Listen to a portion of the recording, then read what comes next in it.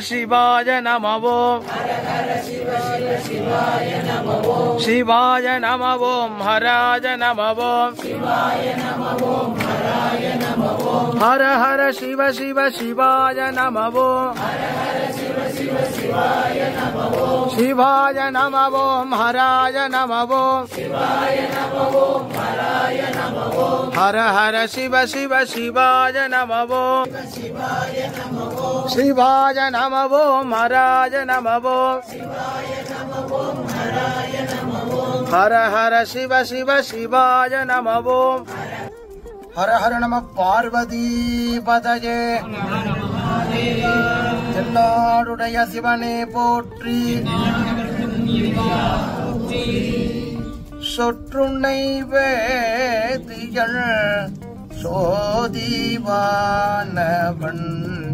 பொற்றுனை தீருந்தடி பொருந்த கை தொழ கற்றுனை பூட்டிவோர் கடலில் பாய்ச்சினும் நற்றுணையாவது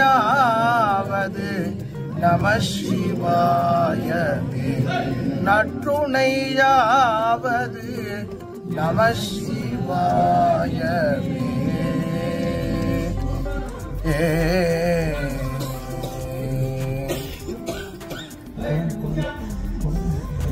பாண்டி 14ல ஒரு மலை அமைஞ்சிருக்கக்கூடிய ஒரு திவ்ய கஷேத்திரமா அது இருக்கு.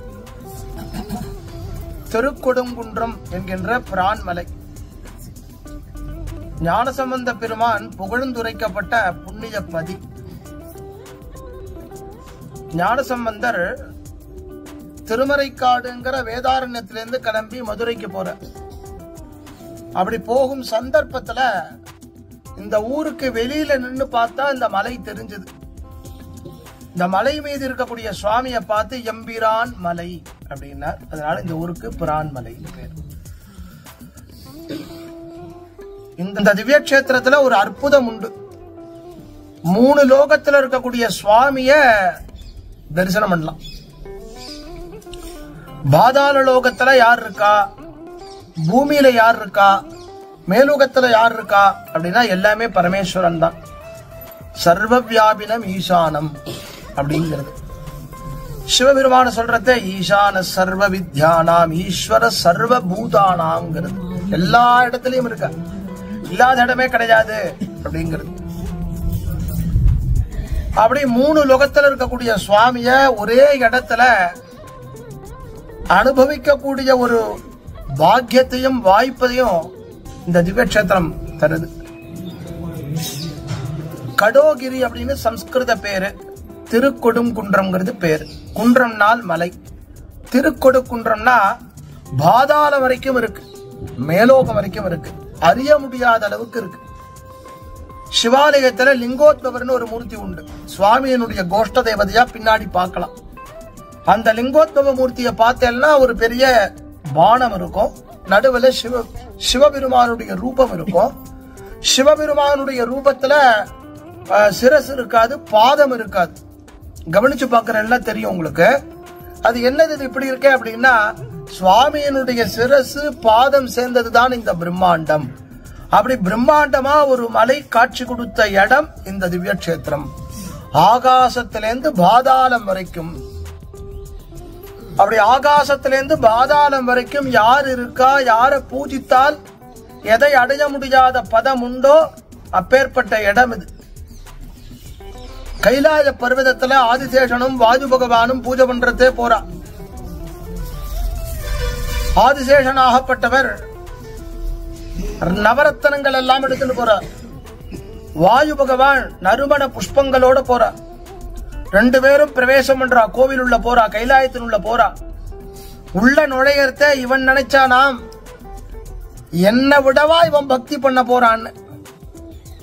அவன் நினைச்சானா என்ன விடவா இவன் பக்தி பண்ண போறான்னு. 2 பேரோட பக்தியுமே மிலேச்ச பக்தியா விடுது. யாருடைய பக்தியும் யாருக்கும் சமானம் அல்ல. சாங்கோ பாங்கமா கர்ப்ப கிரகத்தில் நின்று பூஜை பண்ணக்கூடிய சிவாச்சாரியார் அந்த பாவத்தோட பகவான பூஜை பண்ணணும். அப்போ அவரால் அதை அனுபவிக்க முடியாது.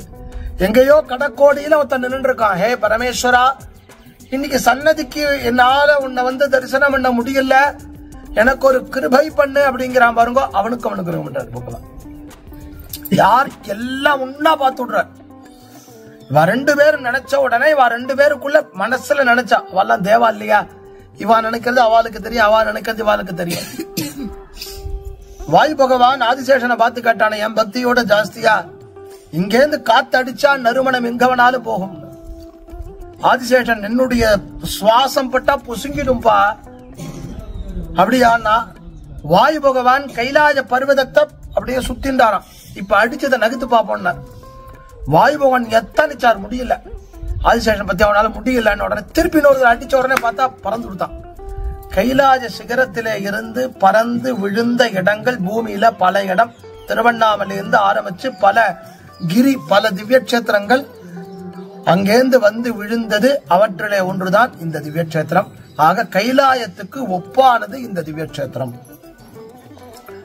கைலாயத்துல சுவாமி எப்படி இருப்பார் அப்படிங்கறத உணர முடியுமா இந்த திவ்ய கஷேத்திரத்துக்கு வந்தா? திருக்கொடுங்குன்றம் தரிசனம் பண்ணா என்ன பலனப்பான்னா, கனவுலையாவது கைலாய காட்சி உண்டா. மலைய தரிசனம் பண்ணாலே உண்டாம். அப்புறம் நாம சுவாமியை தரிசனம் பண்றது இருக்கட்டும். அகஸ்தியர் சிவபெருமானுடைய விவாக காலத்துல அங்கிருந்து கிளம்பி வந்துட்டார். எங்க போனாலும் சிவபெருமானுடைய விவாகத்தை பார்க்க முடியலன்னு அங்க காட்சி தர. அகஸ்தியர் இங்க வந்த போது அவர் நினைச்சாராம், எல்லாம் அங்க நடக்கிறத இங்க சுவாமி காமிச்சுட்டார். யார் யாரெல்லாம் வந்து இருந்தாங்கிறத நாம தெரிஞ்சுக்கல, நம்மள கிளப்பி விட்டுட்ட. யார் யாரெல்லாம் அந்த தரிசனம் பண்ணினா அவளெல்லாம் பார்த்தா தேவலையே அப்படின்னு உடனே 33 கோடி தேவர்களோட அகஸ்தியருக்கு மேலோகத்துல மங்கை பாகர்னு சுவாமி சேர்ந்தா மாதிரி சிவ பார்வதி குடவரை கோவில் சுத்தி வர முடியாது, கைலாய மாதிரி தரிசனம் பண்ணலாம். அகஸ்தியருக்கு அங்க காட்சி கொடுக்கிற ஸ்வேத வஸ்திரத்தை சுவாமி சாத்தின் இருப்பார். 16 முழம் வஸ்திரம், அம்பாளுக்கு 16 முழம் புடவை. அந்த இடத்துல நந்திகேஸ்வரர் கிடையாது. 33 கோடி தேவர்கள் இருப்பா. எல்லாரும் அந்த இடத்துல குவிஞ்சிட்டு இருப்பா. நித்திய கல்யாண கோலத்தோட அங்க காட்சி கொடுத்துட்டு இருக்கார். அந்த இடத்துல அற்புதமான ஒரு மூர்த்தி மேல, அதுதான் கைலாயம், அதுதான் ஆகாய கஷேத்திரம். பஞ்சபூதங்களோட சம்பந்தப்பட்டது. ஆகாசாத் வாயுகு, வாயுவாத் அக்னிகி, அக்னி ஆபஹா, ஆப பிருத்திவி, இதோட சம்பந்தப்பட்ட அடுக்குகள் இந்த திவ்ய கஷேத்திரம். ஆக இந்த மலையில ஏறத்தை எப்படி ஏறணும்னா பஞ்சாட்சரத்தை சொல்லி ஏற முடியும். யாரால ஏற முடியும்னா பக்தி பண்றவாளால ஏற முடியும். பகவானை பார்க்கணும் யாரு நினைக்கிறாளோ அவளை பகவானை கைப்பிடிச்சு அழிச்சுட்டு போயிடுறாள். அப்பேற்பட்ட உசத்தியான ஒரு மூர்த்தி மேல கைலாயத்துக்கு ஒப்பானவர். அதற்கு அடுத்த அடுக்குல அது பூமி இல்லையா, பூமியில எந்த க்ஷேத்திரம் உடனே எல்லாருக்கும் ஞாபகம் வரும் அப்படின்னா காசி தான் ஞாபகம் வரும். அந்நக்ஷேத்திர பாபானாம் புண்ணியக்ஷேத்திரே வினசதி, புண்ணியக்ஷேத்திர பாபானாம் வாரணாசாந்து வினசதி இருக்கு இல்லையா. அதனால நாம் பண்ணி இருக்கக்கூடிய அபவாதங்கள், காசி கஷேத்திரத்துல கங்கா ஸ்நானமும் விஸ்வநாதர் தரிசனம். கங்கைக்கு ஒப்பான தீர்த்தம் மது புஷ்கரணி, தேனாமிருத தீர்த்தம் இங்க இருக்கக்கூடியது. சிவபெருமானுடைய ஜடாஜூடத்திலிருந்து எப்படி உத்பவமாகி வந்ததோ, கங்கையில இருக்கக்கூடிய பற்பல கலைகள்ல இருக்கக்கூடிய ஒரு கலையோட இந்த இடத்துல மது புஷ்கரணிங்கிறத தேனாமிருத தீர்த்தம். அதற்கு உண்டான சுவாமியா இருக்கக்கூடிய விஸ்வநாதர், விசாலாட்சி. அந்த இடத்துல தேவதை காசிக்கு யாரு க்ஷேத்திர தேவதை அப்படின்னு கேட்டாக்க கால பைரவர். தேவராஜ சேவியமான பாவனாங்கிரி பங்கஜம் வியால யஜ்ஞ சூத்திரமிந்து சேகரம் கிருபாகரம் நாரதாதி யோகி விருத்த வந்திதம் திகம்பரம் காஷிகா புராதிநாத கால பைரவம் பஜே. அந்த கால பைரவரோட விசாலாட்சி விஸ்வநாதர் அவரை தரிசனம் பண்ணான்னா பூமியில இருக்கக்கூடிய எல்லா கஷேத்திரங்களையும் பிரதட்சணம் பண்ணின பலன். காசி யாத்திரைக்கு சங்கல்பம் பண்ணுவா வாத்தியார். காசி யாத்திரை என்ன நினைக்கிற, பூ பிரதட்சண யாத்ரா அப்படின்ப. அப்படி பூ பிரதட்சண யாத்திரைக்கு உண்டான பலனை அங்க பைரவரோட சேர்ந்து இருக்கக்கூடிய விஸ்வநாதர் விசாலாட்சி அனுகிரகம் பண்ணிக்கிற. அவ்வளவு ஆச்சரியம். ஒரு கோவில் இவ்வளவு அற்புதம். இப்போ உட்கார்ந்து இருக்கிறது பாதாள லோகம். நாகதேவதைகள்லாம் பூஜை பண்ணுவா, நாகதேவதைகள்லாம் அனுபவிப்பா. நாகதேவதைகள்ல யார்? ராஜா ஆதிசேஷன், வாசுகி, அஷ்ட நாகங்கள், அனந்தன், பத்மன் அப்படின்னு இருக்கக்கூடிய நாகதேவதைகள். அந்த நாகதேவதைகள் அனந்தனை முன்னிறுத்திக் கொண்டிருக்கக்கூடிய தேவதைகளாக இருக்கக்கூடிய அந்த தேவதைகளை பார்க்கறத அத்தனை பேரும் சுவாமிய நித்தம் பூஜை பண்றதுக்கு இங்க வர.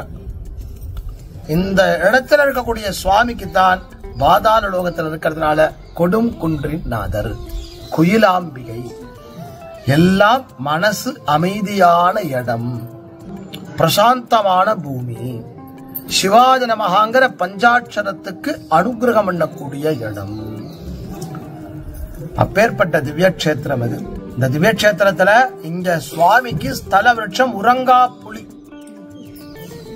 இங்க இருக்கக்கூடிய புளிய மரத்தினுடைய சிறப்பு பூக்கும், காய்க்கும், உறங்காது, பழுக்காது. அப்படி ஒரு விசித்திரம். ஏன்டான்னு கேக்குறான்.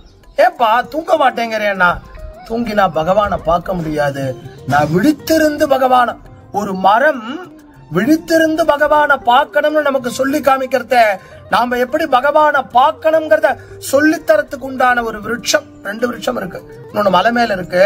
அதுக்கு பேர் என்ன தெரியுமா? பெயரில்லாத விருட்சம். ரொம்ப ஆச்சரியம். அது என்ன பேருன்னு இது வரைக்கும் ரிசர்ச் பண்ணி பாக்குறா, கண்டுபிடிக்க முடியல. எந்த வகை தேடி பாக்குறா தெரியல. மலைக்கு நடுவுல முளைத்தெழுந்த ஜோதியா இருக்கு. ஒரு ஆச்சரியம் பாருங்க. ஒரு கோவில்ல முருகப்பெருமான் இந்த இடத்துல பத்மாசுரனை சம்பாரம் பண்ண பிற்பாடு 2 சிவலிங்கத்தை பிரதிஷ்டை பண்றார். ராமலிங்கம், சொக்கலிங்கம். நடுவுல நான் நிற்கிறேன். இந்த திவ்ய கஷேத்திரத்துல அருணகிரிநாதருக்கு அருட்காட்சி கொடுக்கிறார் முருகப்பெருமான். எப்படின்னா பூர்ண நிலையில காட்சியா, துவாரம் வழியா முருகனை பார்க்கலாமுங்க. அது என்ன பூர்ண நிலை அப்படின்னு கேட்டாக்க, முருகன் எப்பயுமே வயோவிருத்தனா இருக்கிறது ஒரு பெரிய கம்பீரம், ஞானப்பழம் அப்படின்னு சொல்றது. குழந்தையா இருந்தா ஞான ஸ்கந்தன். அப்படி வயோவிருத்தனா காட்சி கொடுக்கிறார். முருகனை நாம பூஜை பண்றதே அவிநாசி திருப்புகள் சொல்றது, இரவாமல் பிறவாமல் யார் சகுருவாகி அப்படிங்கிறது. பிறப்பும் இறப்பும் இல்லாத பெருவகையை நமக்கு தரக்கூடிய முருகப்பெருமான இந்த இடத்துல அப்படி இருக்க. அருணகிரிநாதருக்கு அப்படியோட காட்சி கொடுத்தாரு. அவருக்கு திருப்தி ஏற்படல. ஒரு நிமிஷம் கண்ண மூடி திறக்கிறார். உடனே முருகப்பெருமான் தன்னுடைய திரு நடனத்தை அவருக்கு காமிக்கிறாராம்.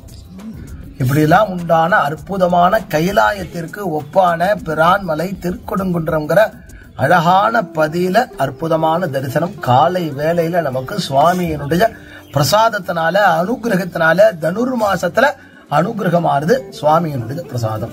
ஹர ஹர நம பார்வதி பதயே. தென்னாடுடைய சிவனே போற்றி.